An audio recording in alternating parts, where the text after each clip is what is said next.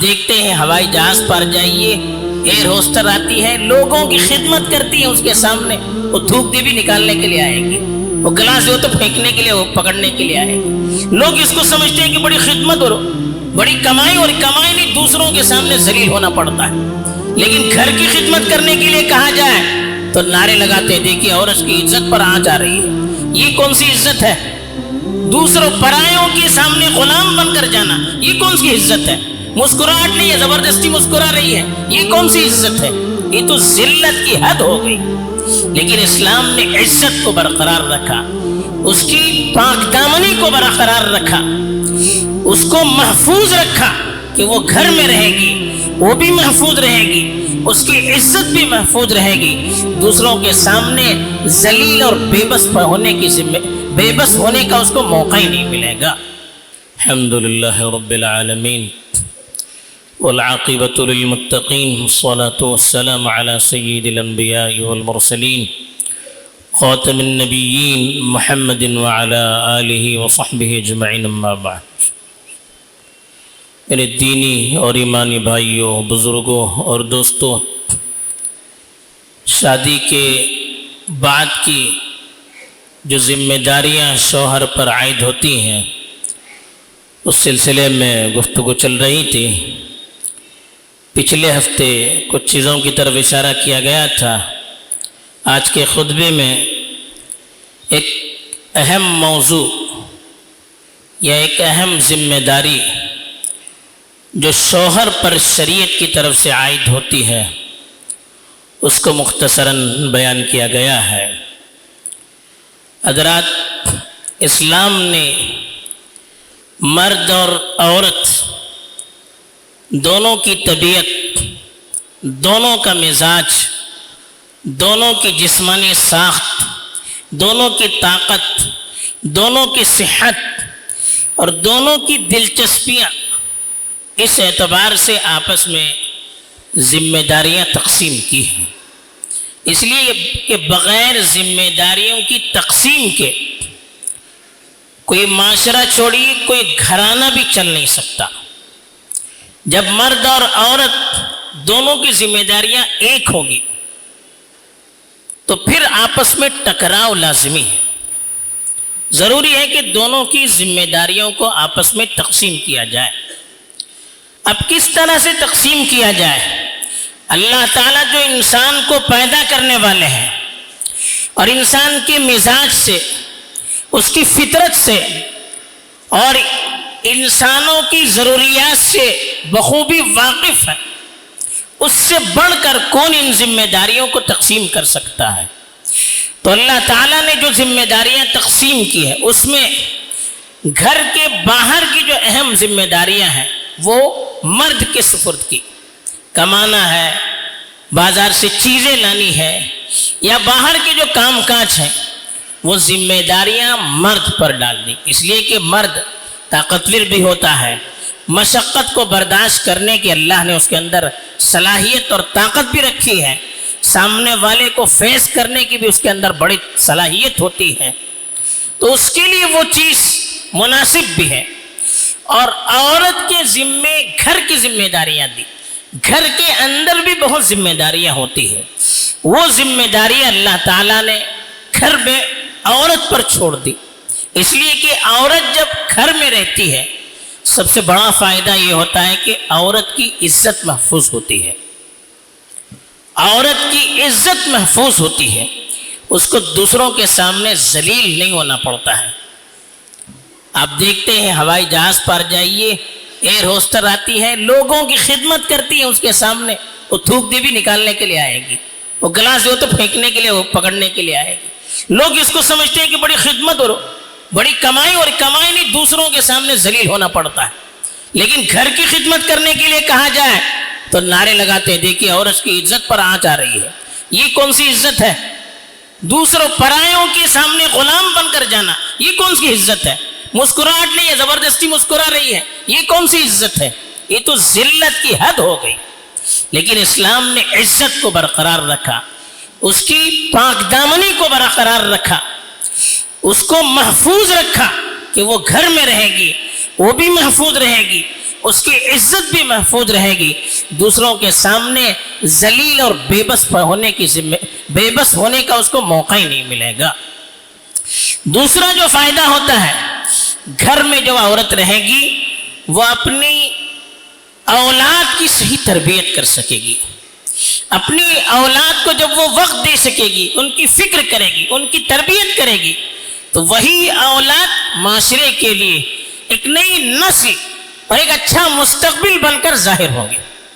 جب گھر میں بچوں کی تربیت نہیں ہوگی، ماں ان کو وقت نہیں دے سکے گی، بچوں کی صحیح تربیت نہیں ہوتی ہے، تو وہی اولاد معاشرے کے لیے ایک ناسور بن جاتے ہیں، وہ ملت کا ایک بھیانک مستقبل بن جاتے ہیں۔ تو اس لیے کہا گھر میں عورت رہے گی، بچوں کی تربیت پر زیادہ دھیان دے سکتی ہے۔ اور تیسرا جو فائدہ ہوگا گھر میں عورت کے رہنے کا، وہ اپنے مرد کو صحیح پیار دے سکے گی، وہ باہر رہے گی، دوسروں کے ساتھ کام کرے گی، دوسروں کے ساتھ اس کے تعلقات ہونا ضروری ہے، پھر وہ اپنے شوہر کے لیے خالص نہیں بن سکتی۔ وہ کام کر کے آئے گی گھر میں، تو پھر گھر میں اپنے مرد کو راحت کہاں دے سکے گی؟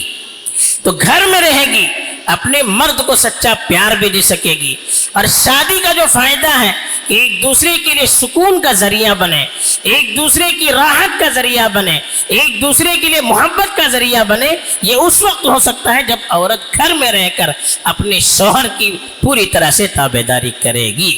تو اس لیے شوہر نے، اللہ نے یہ ذمہ داری عورت کو دی کہ وہ گھر پر رہے، اور مرد کو یہ ذمہ داری دی کہ باہر کا جو کام کاج ہے، اور عورت جو رہتی ہے گھر میں، وہ اب مرد کے لیے وقف ہو گئی، اس کے اولاد کے لیے وقف ہو گئی۔ اب اس کے اور اس کی اولاد کے ذمے جو خرچہ ہوگا وہ شوہر سنبھالے گا، مرد سنبھالے گا۔ عورت کا جو خرچہ ہوتا ہے، اس کے لیے رہنے کا انتظام اس کی شان کے مطابق، اور اس کے لیے کھانے پینے کا، کپڑے کا، جو اس کی ضروریات ہیں گھریلو، ان ساری چیزوں کا انتظام کرنا یہ مرد کی ذمہ داری ہے۔ یہ قرآن نے کہا کہ الرجال قوامون علی النساء بما فضل اللہ بعضهم علی بعض وبما انفقوا من اموالهم۔ پیچھے بھی بتایا تھا پچھلے ہفتے بھی کہ مرد کو اللہ نے ذمہ دار بنایا ہے عورت پر۔ کیوں؟ ایک تو بہت ساری خوبیاں اس کے اندر دی ہیں، دوسرے وہ مال خرچ کرتا ہے۔ اور آپ نے اگر علم معاشیات پڑھا ہے، اکنومی پڑھی ہے، اس کا اصول ہے کہ جو خرچ کرے وہ ذمہ دار بنے، جو خرچ کرتا ہے وہ ذمہ دار ہوتا ہے۔ تو شوہر کو جو ذمہ دار بنایا وہ اسی لیے بنایا کہ وہ خرچ بھی کرتا ہے، اور ایک گھرانہ سنبھالنا ہے تو کوئی نہ کوئی ذمہ دار ہونا چاہیے۔ بغیر کسی کے ذمہ دار بنے کوئی گھرانہ چل نہیں سکتا۔ ملک ہے، ملک میں سب آزاد ہیں، سب کے اپنے اختیار ہیں، پھر ملک کی کیبنٹ کیوں بنتی ہے؟ ملک کا ایک پرائم منسٹر یا صدر کیوں بنتا ہے؟ نظام سنبھالنا ہے، سب برابر ہیں، لیکن سنبھالنے کے لیے کسی کو ذمہ دار بنانا پڑتا ہے۔ گھر میں بھی سب برابر، لیکن کوئی ذمہ دار نہیں ہوگا، گھر چلے گا کیسے؟ گھر کو چلانے کے لیے ایک ذمہ دار ہونا چاہیے۔ چونکہ مرد کو خرچ کرنے کے لیے کہا، تو خرچ کرنے والے کی ذمہ داری ہے کہ وہ گھر کو سنبھالے، وہ گھر کا ذمہ دار بنے، گھر کی نگرانی کریں، گھر والوں کی ضروریات کو پورا کریں، گھر کو ایک اچھا ماحول عطا کریں، اور ایک اچھے انداز میں گھر کو آگے بڑھانے کی، گھر کو ترقی دینے کی، گھرانے والے کو خوشحال رکھنے کی کوشش کریں۔ یہ مرد کی ذمہ داری ہے۔ تو اس لیے مرد کے ذمہ کہا کہ وہ خرچ کرے گا، اس کے بیوی ہیں، اس کے بچے ہیں، اولاد ہیں، ان کے خرچے کی ذمہ داری مرد پر ہے۔ اب کتنا خرچ کرے گا یہ مرد کے اعتبار سے ہے۔ قرآن نے فرمایا لِيُنْفِقْ ذُو سَعْةٍ مِّن سَعْتِهِ، ہر آدمی اپنے اپنی وسعت کے اعتبار سے خرچ کرے گا۔ یہ نہیں کہ عورت بڑے گھرانے کی ہے، وہ 50,000 کا مطالبہ کر رہی ہے اور اس کی کمائی 20,000 کی ہے، تو وہ عورت کی فرمائش پورا نہیں کر سکتا، وہ اپنے اعتبار سے اتنا دے سکتا ہے۔ مرد کو ذمہ داری دی، اور مرد کا جو لیول ہے اس کا خیال رکھا کہ مرد اپنے لیول کے اعتبار سے، اس طرح کی کمانے والا مرد وہ کتنا خرچہ اپنی گھر والیوں کو دیتا ہے، اس اعتبار سے وہ گھرانے کا خرچہ دے گا۔ اگر وہ خوشحال ہے تو اپنے اعتبار سے دے گا، اگر درمیانی طبقے والا ہے اپنے اعتبار سے دے گا. اگر وہ غریب ہے، دیکھتے ہیں ہوائی جہاز پر جائیے، ایئر ہوسٹر آتی ہے، لوگوں کی خدمت کرتی ہے، اس کے سامنے وہ تھوک دی بھی نکالنے کے لیے آئے گی، وہ گلاس جو تو پھینکنے کے لیے، وہ پکڑنے کے لیے آئے گی. لوگ اس کو سمجھتے ہیں کہ بڑی خدمت اور بڑی کمائی، اور کمائی نہیں، دوسروں کے سامنے ذلیل ہونا پڑتا ہے. لیکن گھر کی خدمت کرنے کے لیے کہا جائے تو نعرے لگاتے ہیں، دیکھیے عورت کی عزت پر آنچ آ رہی ہے. یہ کون سی عزت ہے؟ دوسروں پرایوں کے سامنے غلام بن کر جانا، یہ کون سی عزت ہے؟ مسکراہٹ نہیں ہے، زبردستی مسکرا رہی ہے، یہ کون سی عزت ہے؟ یہ تو ذلت کی حد ہو گئی. لیکن اسلام نے عزت کو برقرار رکھا، اس کی پاک دامنی کو برقرار رکھا، اس کو محفوظ رکھا کہ وہ گھر میں رہے گی، وہ بھی محفوظ رہے گی، اس کی عزت بھی محفوظ رہے گی، دوسروں کے سامنے ذلیل اور بے بس ہونے کا اس کو موقع ہی نہیں ملے گا. اب عورت کو کب حقدار بنتی ہے؟ وہ عورت مرد کے نان نفقے کی عورت حقدار کب بنتی ہے؟ تو اس کے لیے بھی کچھ شرائط ہے. پہلی شرط یہ کہ وہ عورت اپنے شوہر کو اپنے جذبات کے پورا کرنے کی قدرت دے دے. عورت شرعی اعتبار سے اس سے جو اپنے جذبات پورا کر سکتا ہے، اس کے پورا کرنے پر وہ اس کو قدرت دے دے، تب وہ نان نفقے کی ذمہ دار بنے گی، نان نفقے کی حقدار بنے گی. وہ اگر اپنے قریب آنے ہی نہیں دیتی ہے، اس کے ساتھ رہتی نہیں ہے، تو وہ حقدار نہیں بن سکتی. تو پہلی شرط یہ ہے کہ عورت اپنے آپ کو اپنے شوہر کے حوالے کرے کہ وہ شرعی اعتبار سے جو اس کو حق دیا گیا ہے اس کے مطابق جب چاہے وہ فائدہ اٹھا سکے. اٹھانا کوئی ضروری نہیں ہے، لیکن وہ شوہر کو حق دے دے.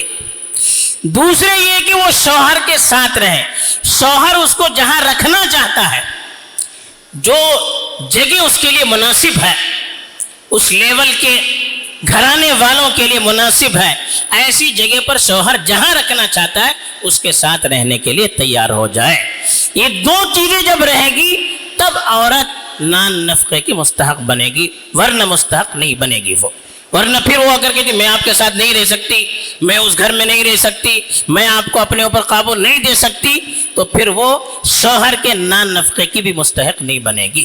تو یہ دو شرائط ضروری ہیں کہ وہ جہاں رکھنا چاہے شوہر، شرط یہ ہے کہ ایسی جگہ پر رکھے جو اس طرح کی خاندان والے وہاں رہ سکتے ہو.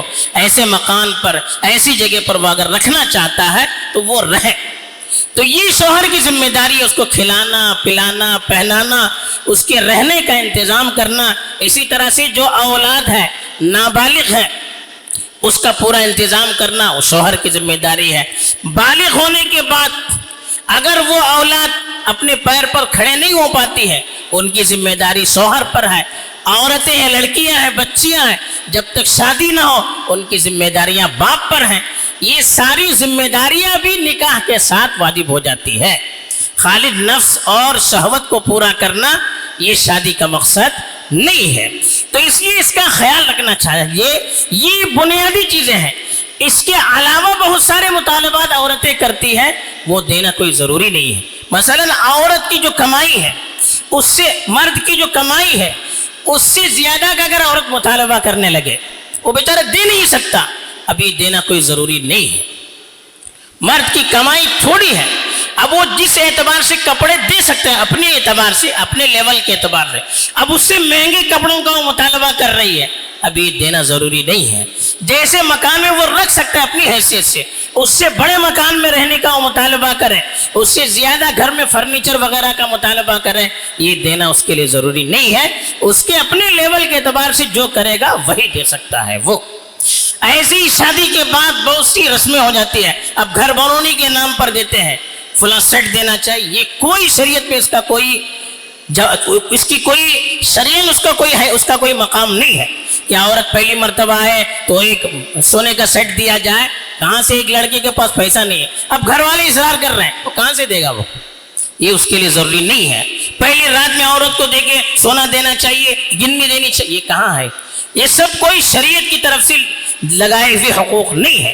اگر وہ لڑکا نہیں دے سکتا، اس کا حق ہے، وہ نہیں دے سکتا تو نہیں دینا. اب اس کی بیوی ہے، وہ اپنی شادی کے بعد جو چاہے جب چاہے دے سکتا ہے، پہلی رات ہی میں دینا، پہلی نظر پڑتے وقت دینا، یہ ساری چیزیں غیر ضروری ہے جو معاشرے کے دباؤ کی وجہ سے بعض مرتبہ نہ چاہتے ہوئے قرض لے کر لڑکے کو کرنا پڑتا ہے، اور جس کی وجہ سے بیچارے لڑکے شادی کرنے میں تاخیر کر رہے ہیں۔ کیوں؟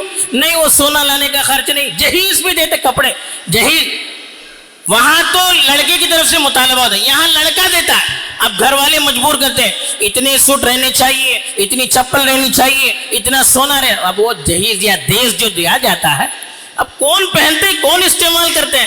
اب اس کے لیے بیچارہ بچہ پریشان، لڑکا اب اتنا بڑا جہیز تیار کرنا ہے، میرے پاس پیسے نہیں ہیں، گھر والے اصرار کر رہے ہیں، اب شادی پر تاخیر ہو رہی ہے۔ ان چیزوں کی وجہ سے جو شادی کا حصہ نہیں ہے، جہیز کے تیار کرنے کے لیے، گھر بھرونی کے لیے، سونا تیار کرنے کے لیے، یا اور کوئی سونا یا اور کوئی چیز تیار کرنے کے لیے جو شریعت کی طرف سے مقرر نہیں ہے، معاشرے کا دباؤ ہے، اب وہ تیار نہیں کر سکتا، بیچارہ بچہ لڑکا تیار نہیں کر سکتا، گھر سے دباؤ ہے، اب شادی میں تاخیر ہو رہی ہے۔ اب کوئی لڑکا گناہ میں پڑ گیا، کون ذمہ دار ہوگا اس کا؟ وقت پر شادی نہ ہوئی اور وہ لڑکا گناہ میں کرنے پر مجبور ہو گیا، غلط طریقے پر اپنے جذبات کے پورا کرنے پر مجبور ہو گیا، تو گھر والے ذمہ دار بنیں گے۔ تو یہ شریعت نے تو آسان چیزیں رکھی ہے، اس کو ہم مشکل نہ بنائیں۔ جو معیار شریعت نے قائم کیا ہے، جو ذمہ داریاں شوہر پر بیوی پر عائد کی گئی ہے، اس کو سامنے رکھیے، سادگی سے شادی کیجیے، پھر دیکھیے اس میں کتنی برکتیں ہوتی ہیں۔ اللہ تعالیٰ توفیق دے، آمین۔ وآخر دعوانا الحمدللہ رب العالمین۔